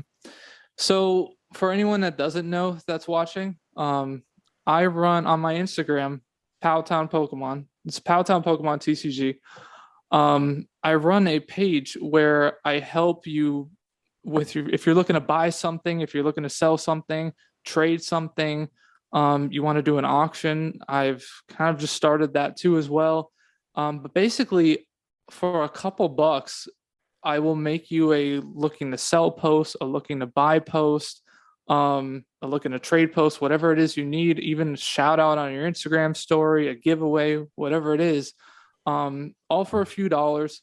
And the main reason why I wanted to start that is because I just wanted to help people that were in the community get away from paying such ridiculous fees that you have to pay on eBay for, items when you go ahead and sell them, at 10% plus a 3% on PayPal fee. You're looking at 13% per item. And I am nowhere near that cost for any post that you make. It's nothing like that. So that was my main goal, because I always just hate that fees were so high everywhere that you would have to, look to buy, sell on, or whatever. And, I added the trade option and stuff like that. I also have a middleman option on it that I personally will middleman a card for you if that's what you need. But it's been great because I started this about actually this month. I think it was last October I started it. And since then, it has given me the opportunity to meet so many more people and everything, because I talk to people on it. And I have a second page that a partner runs for me that you will message to set up the post and everything like that. So I do have a partner that helps me with it. And they do a lot of the work too. So I want to give them credit where that is due. If you guys probably talked to them, if you guys visited my page, you probably know of the other page. It's PTP Marketplace MGMT. So it's my market management place team. They help me with all the stuff on the listings and everything like that.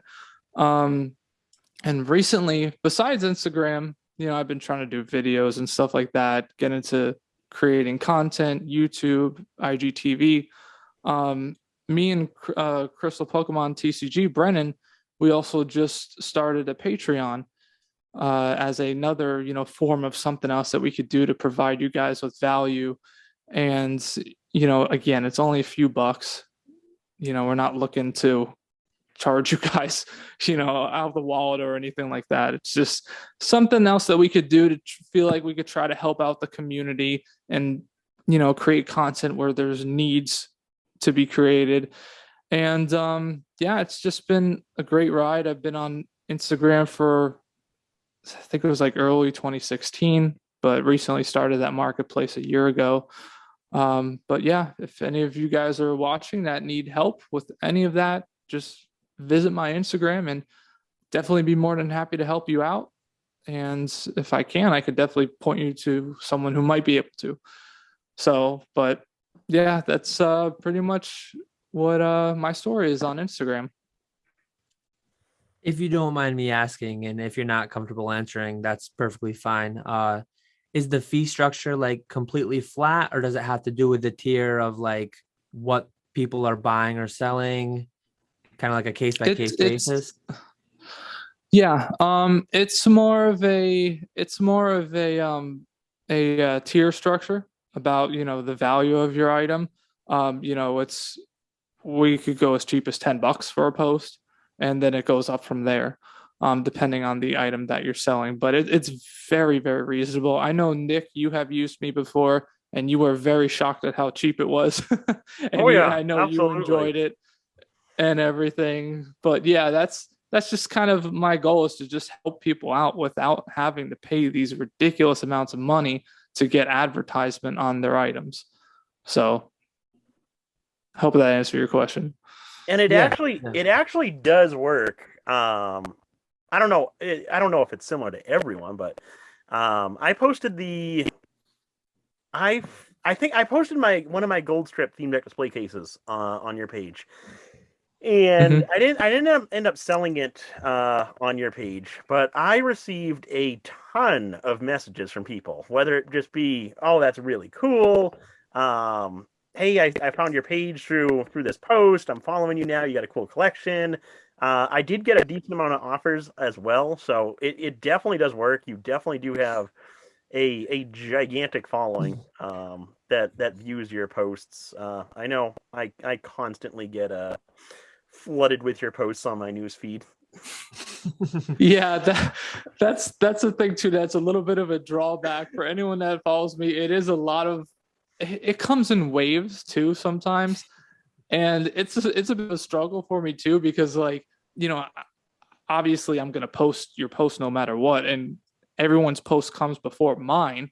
But I still want to find like times to be able to post my content and stuff like that, and that's why my content I've been moving to, like, you know, a picture of a card here or there that I have, but mostly like I'll post like a reel or IGTV. So it's something different.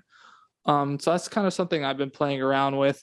But yeah, it does get pretty overwhelming sometimes. So if you guys are scrolling and you see a bunch of posts, I usually try to spread it out, you know, with like an hour or two between. But I'm sorry about that. Oh no, that's good. That's good. Yeah, the person that I ended up selling some coins to because I saw the wanted to buy, it was funny.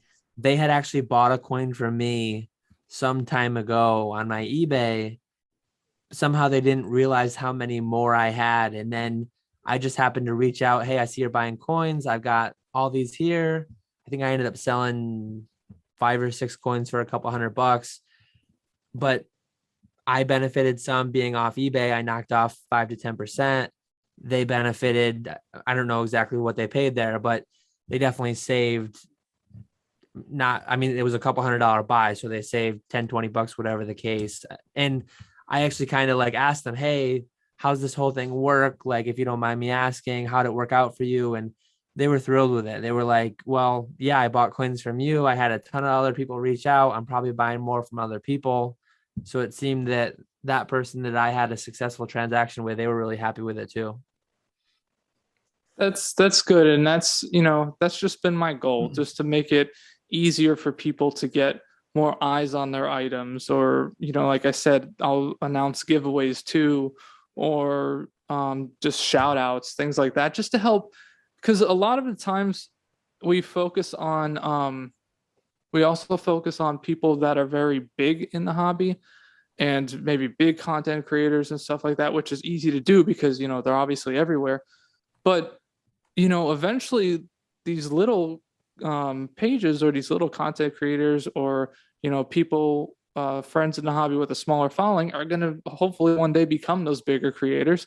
And I think it's good that I can give them, you know, somewhat of a exposure boost, or whatever you may call it, just to help them out to get more recognized, and just to be more of a, yeah, just more, get more recognized in the hobby, and, you know, save them on the fees too if they're selling anything or like that. But yeah, I've been enjoying it, and I think it's great that I could help people out in a hobby like that. And it's something that I'm constantly trying to improve on and thinking about new things and stuff like that. So I'm sure I'll come up with something else that I can do to benefit it even more. And that's pretty much it.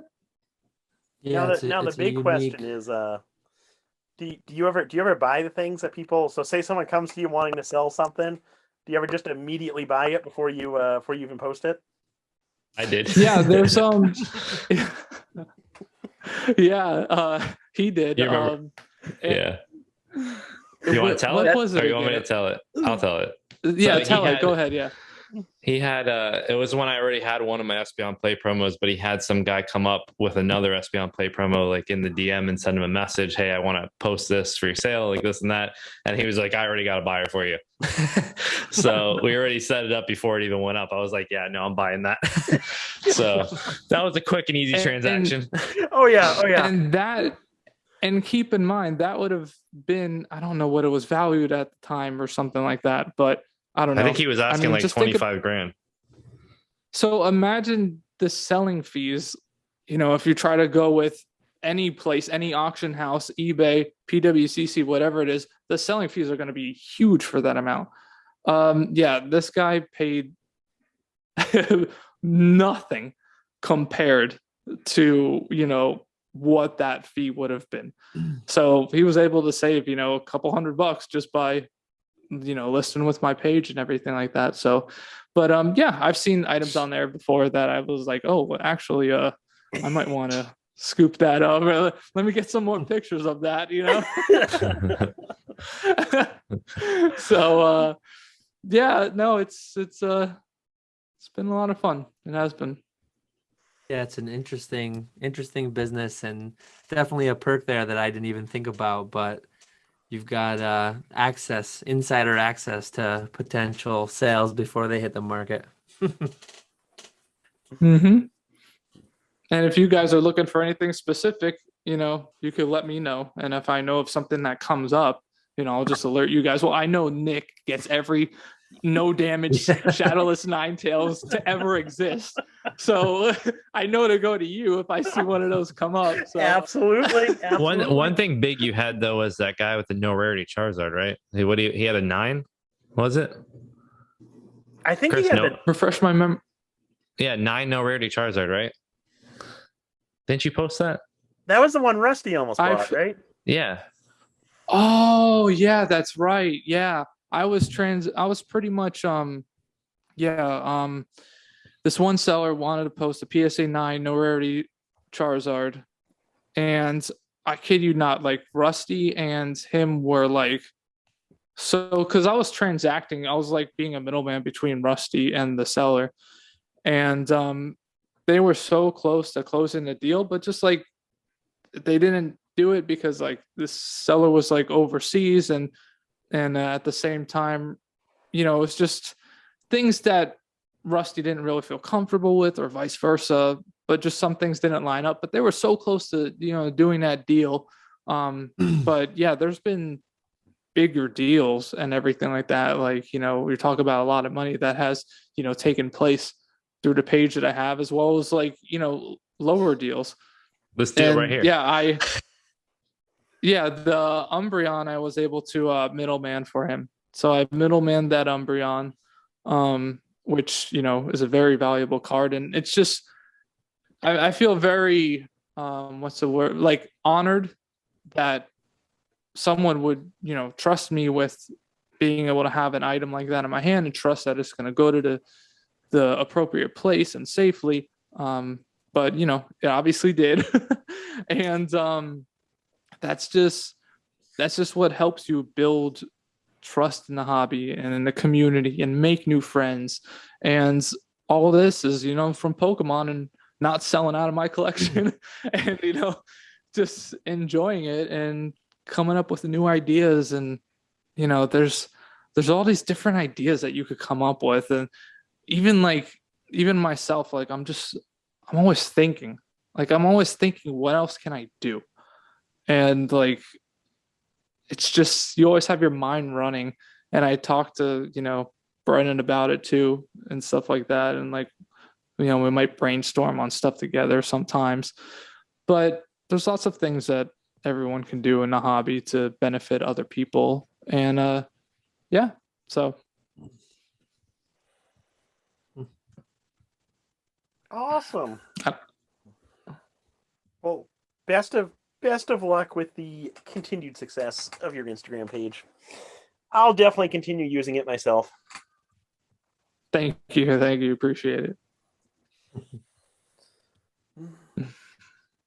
Well, I think that's about all I had for tonight. Any? I Yeah, I think what think, time is it now? We just hit 2:00. So It's I 2 think o'clock. we must be nearing 2 hours recording, Yeah. 5 hours total. So It's been a long night, but it's Yeah. been fun. I tell It you, went by it's been a quick. blast. it went Oh, by yeah. real quick. Yeah, it's been a lot of fun as always. These are always a highlight of the week when we have them. So Oh, for sure. Absolutely. definitely appreciate you guys coming on. It's been a pleasure. I mean, thank you guys for having me on and giving me the opportunity to be on, your show, your podcast. It's been great. I mean, well, how much more fun could I have had, So thank you. Thank you for the opportunity, guys. I appreciate it. Yeah, and I think it's definitely something we'd like to do again. And maybe if we get things going with this Patreon that we're starting up, maybe you guys can come on and we'll do like a little videos together, and we'll do some Q&As, bounce some things off of each other. And we're trying to create, like, with that Patreon, we're trying to create like a community thing where we can kind of do like a live Zoom call between everybody and just talk with one another and just kind of bounce people's ideas off of each other, almost like when you're at a convention, like we were talking about before, where you feel like you've already know each other just through these cards.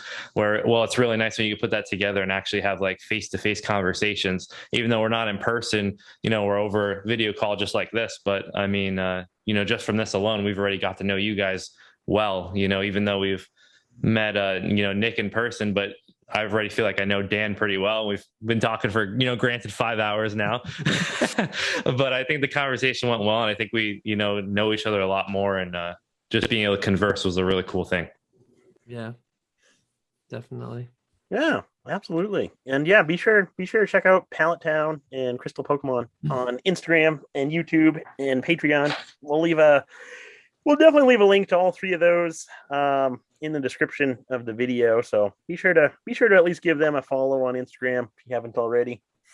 But was great having you two on. Really enjoyed that. Glad we were able to make that happen. And Dan, it's always kind of fun to talk to you. Yeah, it's all right. It's okay. we might do it again in 2 weeks. We'll see. We've got some stories coming up in 2 weeks. Oh yeah. There's gonna be a lot to talk about, as there always is. We're never hurting for content to talk about, but exciting times ahead, as always. Oh, absolutely. Well, you guys have a good night. Thank you, viewers, for watching. Yep. Leave those comments, leave those questions for next week, and we'll catch you all later.